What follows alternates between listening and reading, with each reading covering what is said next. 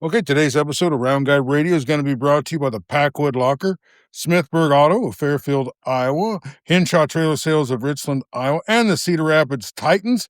Arena football team will have their first game Sunday at 5 o'clock, and you can see that on our YouTube channel.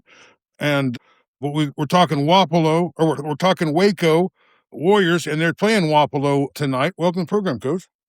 Thanks for having me, Dave. All right. It's been a couple weeks since I talked to you, but I do know you got a game tonight with Wapello. Give us a little preview of what this game's going to be like. Yeah, so last regular season game tonight versus Wapello. They come to our place. It was a really tight game with them the first time. They kind of changed it up on us from what they had done throughout the beginning of their season. And, ever since our game, what they kind of switched their offense and defense to has been really well, has done really well for them. They are definitely a much improved team from last year, and they've gotten a lot better as the year's gone on.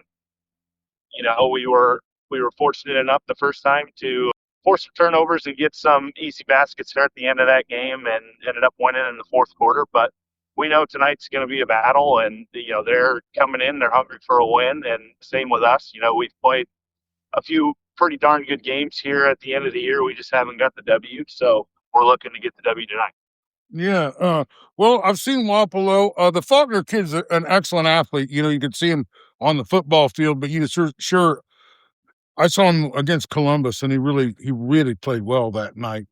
So it sounds kind of like an exciting game. What are you going to have to do to kind of limit that young man? Yeah, we're going to have to make sure that we're in driving lanes. He's an incredible athlete. We have to keep him away from the rim.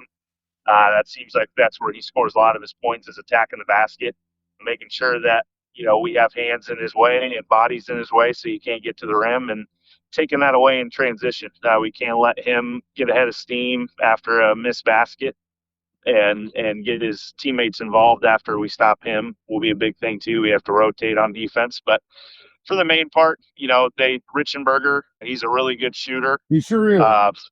So, the Faulkner does a good job of finding him when, the defenses collapse on him. So we're going to have to make sure. I know Reichenberger, the first time we played him, he had, I think, 3 or 4 threes in that first half. So we have to make sure that we recognize where he is, make sure we have bodies in front of Faulkner to keep him away from the rim. And, hopefully we can execute that game plan, rebound, and then get on our offense. Yeah, they're playing pretty well here down the stretch. Well, let's ask you a little bit about kind of the season. Why don't you just take me through your starters and tell me, about each kid and what they've been doing for you? So, yeah, we've had kind of an up and down year. We started the year really well. We had a good, big quality win against a really good Pekin team to start the year. And then, like we say, we've been up and down all year. We've had some really good games and we've had some really bad games. We had to fight through a little bit of sickness throughout the middle of the year, probably the second week after Christmas break, and missed a few starters for a few games. And it's kind of seemed like we haven't really put it all together since that's happened. So we're still kind of waiting for that game where we all come together and, we all play well on one night and we play as a unit. But hopefully we're going to be starting to hit our stride here towards the end of the year and we find that spark again. But, Holden Hughes, he's probably been our leader all year. He leads us in points. He leads us in rebounds. He's our biggest kid. He does a really good job around the basket and can stretch the floor and hit a three as well. Hayden Sheldon's done a really good job at point guard this year. He's kind of been thrust into that position. He's probably a natural 2 guard, but, he's an incredible ball handler. So he's been the point for us all year and done a tremendous job of getting us into our offense and attacking the rim when the defense gives him that. His brother, Kellen Shellman, he's our 2 guard. He does a good job. He's a really good shooter from the outside. He spaces the floor well, attacks the basket, a really good offensive player, and put him on the ball. He's an incredible on-ball defender too, so he's done awesome for us this year. And then Sam Meyer, he's a post wing player. He's kind of done it all for us. Yeah, he's just a kid that very versatile. You can put him in a lot of different positions. So that's 4 of our starters, and then we've kind of had one spot where we've rotated a few different people. Nick West has started there some games here towards the end of the year. He's just a spark plug. I mean, he comes off the bench when he doesn't start and really gives us that energy we need. And makes a lot of cuts to the basket, a lot of layups, and it gets steals and pressures on defense. So he's a good one when it comes to getting us playing with energy and effort. And then Niles Reichenbach, he started a few games for us too. Same thing as Sam. He's a versatile player. He's played point guard, post, wing. He kind of does it all. He's a little more physical down low than some of our other kids, so he defends the post a lot. He's really made his way on the defensive end, keeping the ball out of some of their bigger guys' hands. And if they have a rebounder that we're worried about, we throw Niles on him and we say, don't let him get any rebounds. So he's done a really good job of that this year. And then a few games here towards the end of the year, Adam Stafford has started for us. He's just a hard matchup for people. He's 6'7", 320 pounds. So he's really improved throughout this year. This is only his second year ever playing basketball. So a body that big, he kind of found his way into the starting lineup a couple games. And matchup based personnel, we can throw him in there and guard one of their bigger guys if we think we need him to. And he gets a lot of those offensive rebounds and putbacks that our team desperately needs. So I call him the Bearded Mountain.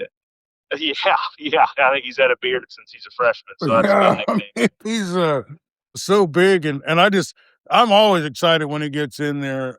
And Niles Reichenbach, you mentioned, I don't know if he plays great all the time, but I think he plays a little harder when he's on Round Guy Radio. And we got to see your team a bunch this year. It does seem like a balanced attack, and you got a lot of great players there and a good rotation, and you're fairly deep, and I think that could work in your favor in the playoffs.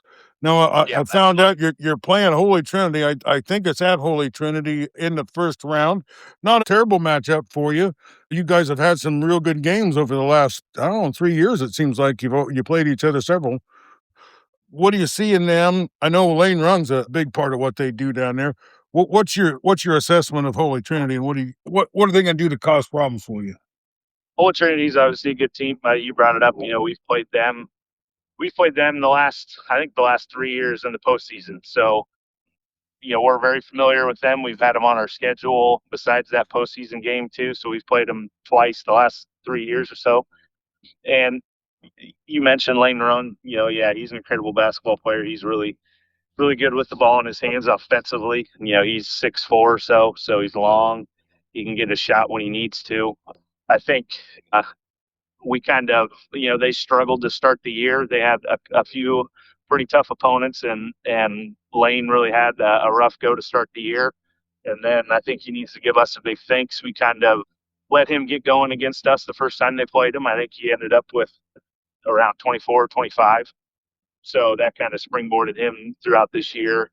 He's really tough to stop. I mean, we did whatever we could, keep a guy on him and switch off if we needed to, and he still scored and still used his height to his advantage and just shot it over top of us and made it. And that's how they extended the lead in the fourth quarter. The first time we played him, he really took over, and we just couldn't stop him offensively. So we're familiar. The first game we played, we had them, I think, the second game of the year, and we were pretty tight through three quarters.